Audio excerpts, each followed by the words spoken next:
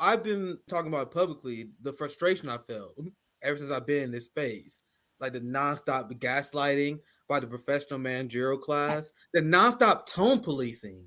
Like you guys know, like the 90% of the criticism I get is not based on positions I take, not based on the coverage I do, not based on what I cover. It's been toned from day one. It always came from the professional managerial class. And CJ, you got it all the time as well. What's the number one criticism people had at RBN? Why you guys keep going after these motherfuckers, man? Come on, aren't they the best of the best? Why you guys keep calling out the Ryan Grahams, the Bernie Sanders, and all these people? And they viewed us as being like this. Oh man, they just want to talk shit for clicks. They don't understand that we can't allow these charlatans to spread their lies freely. We need to view them as adversarial. And RBN, we was the first channel. Well, I wouldn't say first, but we was a very prominent channel that came out, and we was like, no, we're not doing this thing where we technically criticizing you. Like, oh, we think you good on this. No, we coming out and treating you the same way we would treat someone we are adversarial to, because we are. And Ryan Graham was one of the many people. David Schroeder was another like golden goose that couldn't be touched. And then we started going after David Schroeder. People were like, oh my God, because people wasn't used to that. And we told people no. So I love the fact that you said we should be adversarial. We should be calling these people out. Because look at what Ryan Graham is doing. People want me to give these people a cookie. You're against a genocide and you want a fucking cookie because you're against a genocide. No, Ryan Graham, despite his good Gaza coverage, once again, Crystal, Gaza coverage, good. It's easy to get that right. Fam, what are we talking about? It's easy to get that right. Look at this.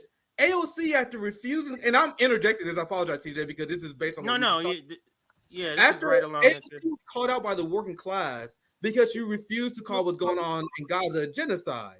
And now she pretend, well, I don't, it's just terms and labels. That's what Bernie and AOC was saying. All just terms. No, there's a reason why they wasn't saying that, because it implicates Biden. It's not like an innocent mistake. So AOC took so much pressure that 6 months after the genocide, now we in a famine, fam.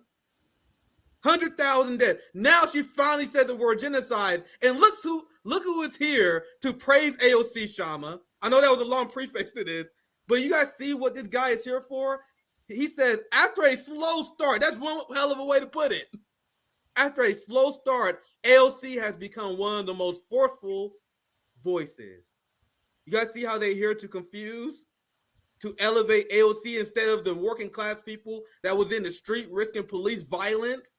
So anyway, I'll bring this up. You guys can comment on it if you want. I just want to interject this. Go ahead. Yeah, let me because this is actually part. It was later on, but we can interject it here because it fits. Because what my comment was on this is that you notice how these social democrats, they're fine with sort of pairing genocide to famine. They're not fine with pairing genocide with deaths by bombs because they're complicit in their own minds with that, with their votes. So, and I noticed this because I noticed when, I forget what other progressive was talking about it, they kept talking about the famine, which is true.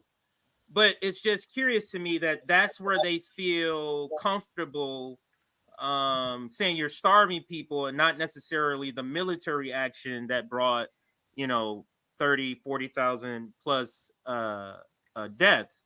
But to pivot sort of to stay on AOC and ask the final question on this, and then we're going to go to third party stuff in the last sort of 30, 40 minutes that we have you here.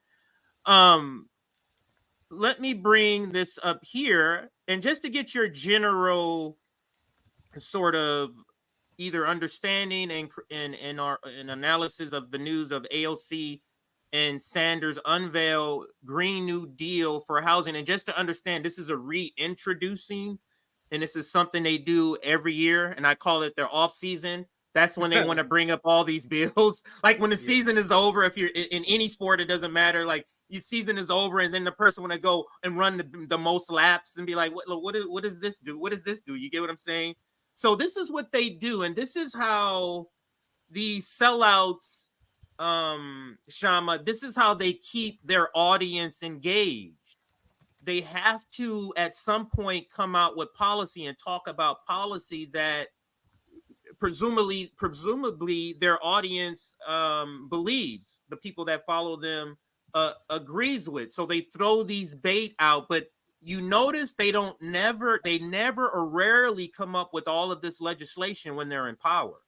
The Ro Khannas, the Pramila Jayapals, the AOCs, the Bernie Sanders, since they've lost the House, they've introduced well over 15 bills combined, well over. But when they had the House, crickets. So just broadly, because I don't want to have to go into the article, but broadly speaking, not the policy, because I agree with the policy. A Green New Deal for housing would be great. A real Green New Deal for housing would be great, but what I'm asking you about is their use of this topic, their use of the Green New Deal for housing in order to keep people invested in their charlatan game. Could you speak to that part, Kshama? I think there is a lot to be said about what you're saying. These are, I mean, even if we were to assume, hey, we don't know in any given case what motives are driving them. I think if you look overall at the way the Democratic Party operates, you see this type of theme as exactly like you're saying. They, in order to deflect, when there is pressure on them, see, when there's no pressure on them, they're not even bothering to look a certain progressive. They're doing what they're doing, which is their normal way of functioning, which is generally uttering a few progressive things, but mostly very comfortably doing the bidding of Wall Street, and obviously in this case, the interests of U.S. imperialism.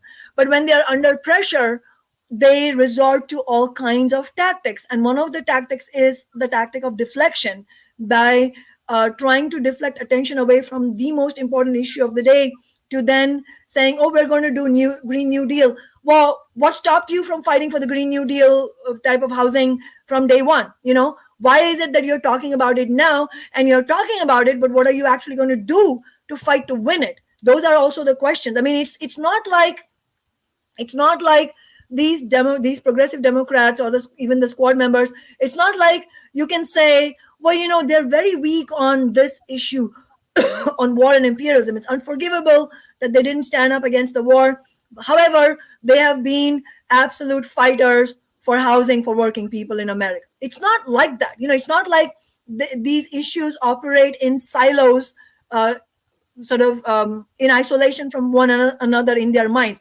Ultimately, being anti-war, being against U.S. imperialism, being in favor of taxes on billionaires, for example, to fund various needs, being in favor of Medicare for all. These are not isolated positions. How you stand on any of those positions is going to be revealing of how you stand on all of them. So we have to. It's important. I agree, to draw out the cynicism in this, where there's a lot of pressure on her in relation to the war, but then she fails on that, and then she ends up saying something like this, where I think the question we should ask is, okay, this is great, but what are you actually going to do to fight to win it? I mean, sloganeering is fine, introducing bills are fine. And do you know how many bills are introduced in Congress? Do you know how many bills are introduced by Democrats in state legislatures? Countless. But not even a fraction of it is actually won, because this is the way, this is the gimmickry they engage in. They put forward bills, present no strategy for fighting back, let alone organizing on a mass basis, which is the only thing that they can do actually to win something. They have no obligation of any of that kind. So it's not only the tactics of deflection, it's also what are they doing in this supposed purported issue that they claim that they're going to bring forward. And let's not for one second forget her record regarding Gaza and the record of Bernie Sanders. AOC attacked the protest movement last fall, and she abstained on the Iron Dome, and she's been very weak on all these issues. And that is on top of, as I said, these are not isolated issues. She's betrayed on many fronts, and she has not really led on building a movement on any of these, whether it's Medicare for all or the fight against the war on Gaza. So it's all of that. Yeah, and the reason it's all of that and not just one thing is because any of that, if you are going to fight for any of that, it would immediately make you enemy number one of the democratic establishment of the the ruling class as a whole, capitalism as a whole. And that is why I keep going back to this point about what kind of elected representatives do we need, what kind of fight back do we need. It has to be on a Marxist basis. In other words, what we want is Marxism, not Bernieism. Ah, exactly.